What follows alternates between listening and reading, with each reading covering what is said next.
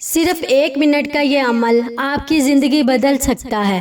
حمزہ زیات نے ہمیں حاکم سے حدیث بیان کی۔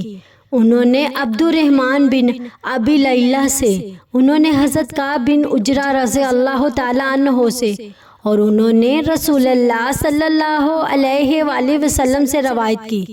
آپ نے فرمایا، ایک دوسرے کے بعد کہے جانے والے یعنی کچھ کلمات ہیں، ان کو کہنے والا یا ادا کرنے والا ناکام یا نامراد نہیں رہتا۔ ہر یعنی فرض نماز کے بعد 33 دفعہ سبحان اللہ، 33 مرتبہ الحمدللہ اور 34 مرتبہ اللہ اکبر کہنا۔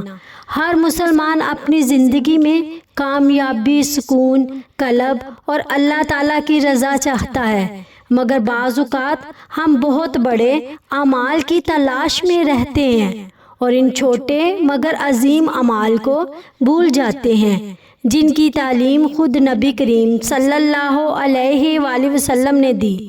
نماز کے بعد چند لمحے اللہ کے ذکر میں گزارنا ایسا قیمتی عمل ہے جو بندے کے ایمان کو تازگی بخشتا، دل کو اطمینان دیتا اور اسے اللہ کے مزید قریب کر دیتا ہے۔ یہی وجہ ہے کہ رسول اللہ صلی اللہ علیہ وآلہ وسلم نے ہر فرض نماز کے بعد 33 مرتبہ سبحان اللہ، 33 مرتبہ الحمدللہ اور 34 مرتبہ اللہ اکبر پڑھنے کی تلقین فرمائی اور بتایا کہ جو اس ذکر کی پابندی کرے وہ نامراد نہیں رہتا۔